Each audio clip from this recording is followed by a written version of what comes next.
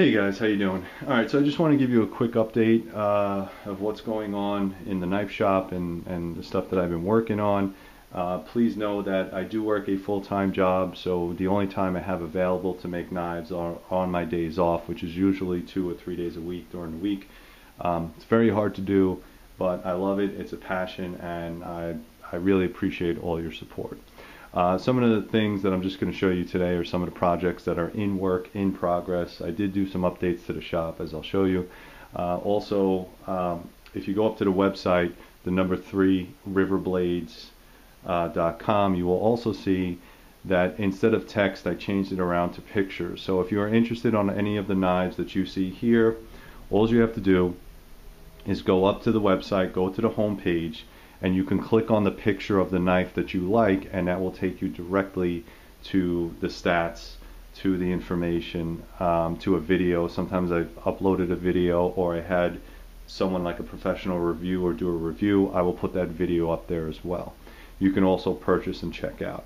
Now while you're up there, also understand that they do come with Kydex sheets. All the knives come with a Kydex sheet, but if you're interested in a specific color, you know, like a tan or OD or something like that, you need to put that, or you need to email me. Also, all the accessories like the belt attachments, they don't come with the knife. So if you're interested, you have to tell me ahead of time. I do have an accessories page up there on the website that if you click on that, it will take you directly there, and you have a choice between tech locks or molly locks, or big small tech locks, or a belt attachment. And they're pretty cheap. They're like 20 bucks a piece, so you have to decide that. So like I said, the knives come with sheets, but they don't come with the attachments. If you wanted a specific attachment, you have to tell me as soon as you buy the knife, because the sheets are specific to the attachments that you put on there. Okay, moving ahead.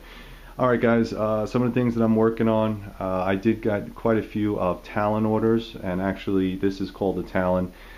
And I had, I think I sent out like 7 Talons already. So hopefully you guys got them by now. If you didn't get them, there's probably like 2 or 3 orders that I'm still working on, which are these right here.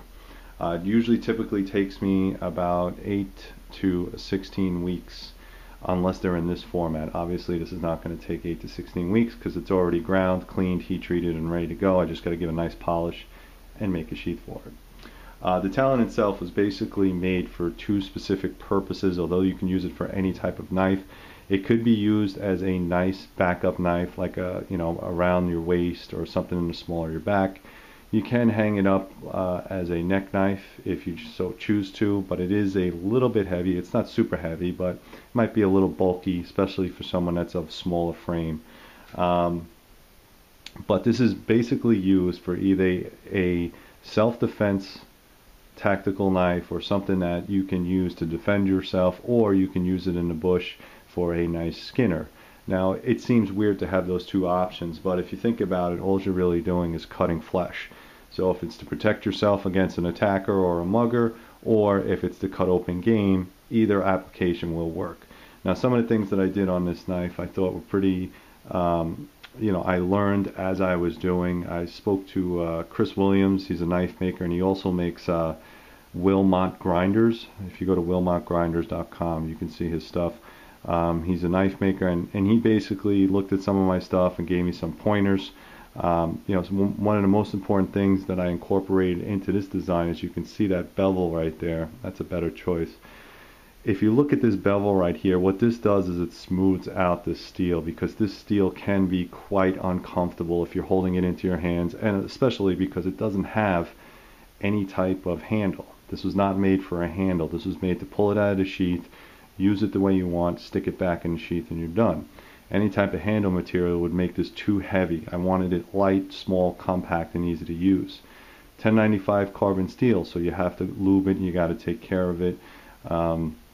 It's not a tool that you can just throw it in your sheath. Now going forward, what I'm probably going to do with this, once they all sell out, is I'll either do like a Cerakote on a couple of these, or maybe I'll just go to a stainless steel, but that's to be determined. I still have quite a few to sell.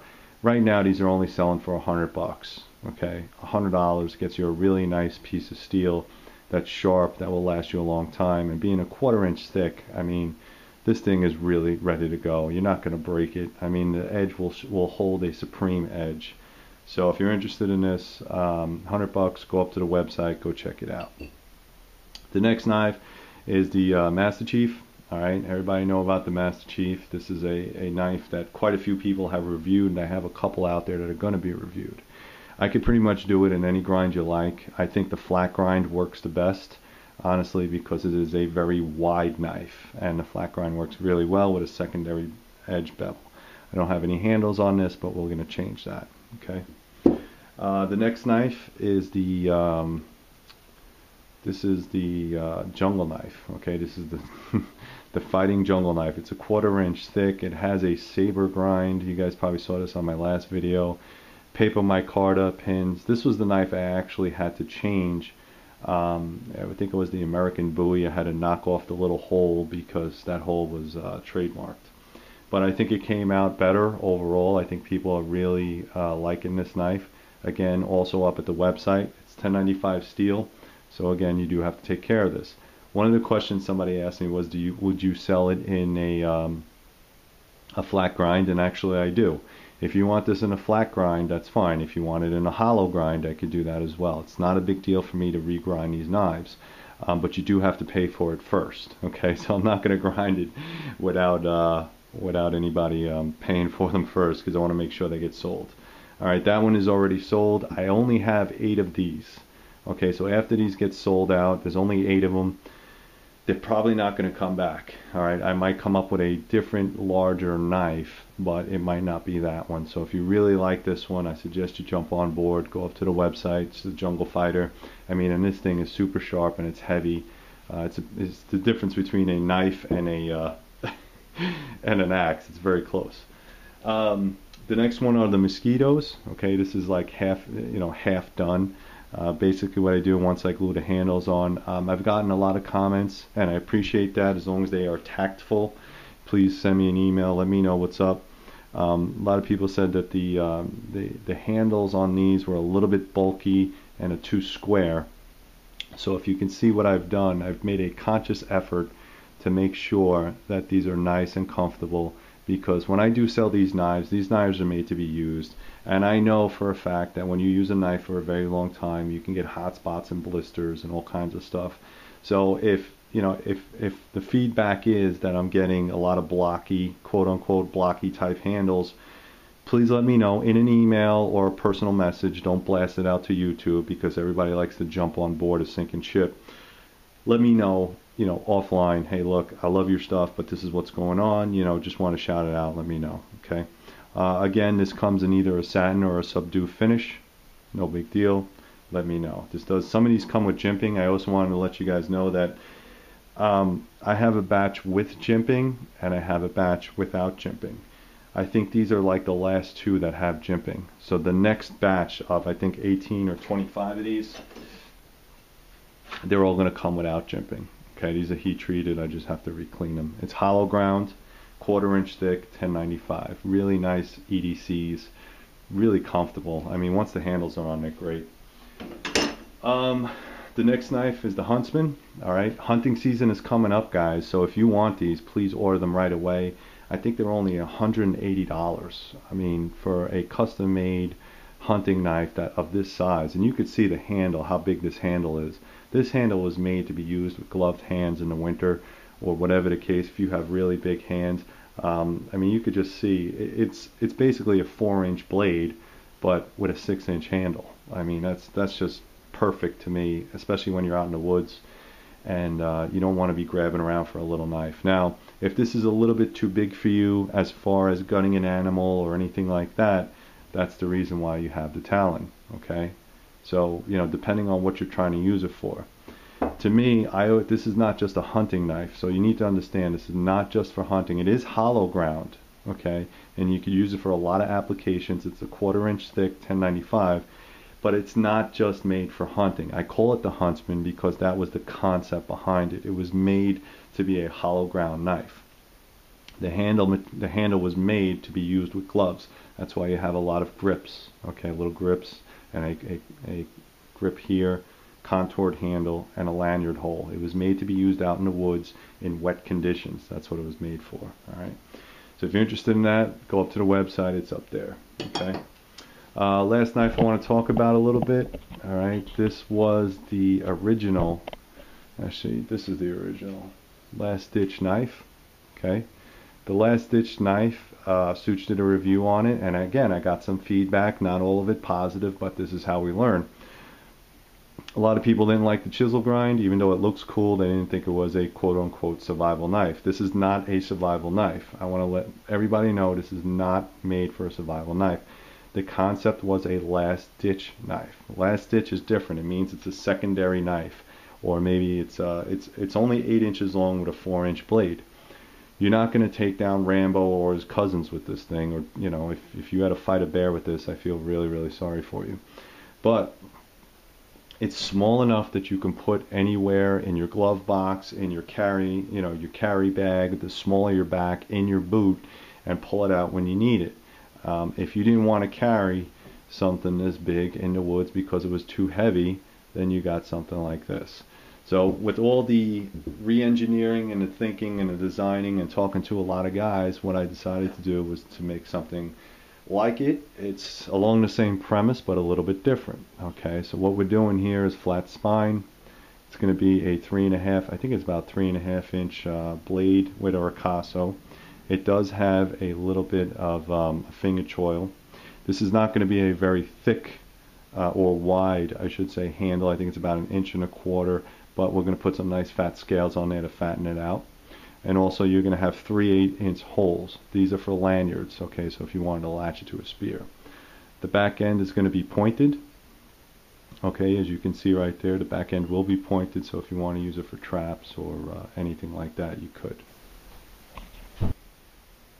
Alright, so that's basically it. It's a 1/4 inch thick. This is 5160. This is spring steel. This is the stuff that they use for old pickup trucks. Alright, it does not come ground unless you pay for it. So as you can see, it's all carbonized, and what I have to do is basically scribe all my outlines, okay, and then drill all the holes. Once I drill all the holes, I use my bandsaw to cut off all the edges, and then I grind it. Okay, and then as you can see, it comes into something that looks like this. Then I have to grind off all the carbonization from the forge or from the foundry and get it looking like this. Once this is done, then what I have to do is get it heat treated, bring it back from heat treat, put handles, make the bevel. It's just a lot of work, guys, and as you can see, it's just a ton of work, especially with all the production models as well. It's not an easy gig. But again, those should be ready hopefully sometime this summer. What I'm waiting on now is a lot of I have a lot of water jet stuff that's out there. The steel that I purchased was already delivered. However, I don't know, he got backed up or whatever the case is. He got backed up, so now it had 4 brand new designs that were out there, and they're just not moving. So, you know, it is what it is. Sometimes manufactured companies or whatever it is, the steel was purchased, it was delivered, but it's not going anywhere. So now I sent him an email. Hopefully he'll get back to me, and he's usually pretty good. Again, but that new stuff that I have out there is going to be some knives are going to be 154 cm, and the other ones are going to be D2. So we do have some type of stainless options that was requested by quite a number of people. Hey, look, I love using tool steels. I'm a big fan of it. 1095, 01, D2, 5160. I'm a tool steel kind of guy. I love high carbon steels. But again, this is a business. It's like anything. If you don't adjust, you know, it's not going to be there forever. So I'm going to try a couple different stainless options, and D2 happens to be a tool steel with a little bit of rust preventing property. So I'm going to try some of that, but that's going to come out later. It's not going to be now. What we're talking about now is everything you see on this table, including the Huntsman and of course the Lastditch 2.0. If you're looking for the Lastditch 2.0, there's a link up at the top that says new knives. You can go in there and read all the information of what we're changing, how it's working. All right, so that's pretty much it, guys. I hope you know, you stay tuned. I know I haven't done a video in a while, and that's really what's going on. And you know, like I said, I'm always going to try to bring more stuff to the table. I only have a couple days a week to show grinding videos, so hopefully you'll stay tuned for those, and go up to threeriverblades.com. Thank you.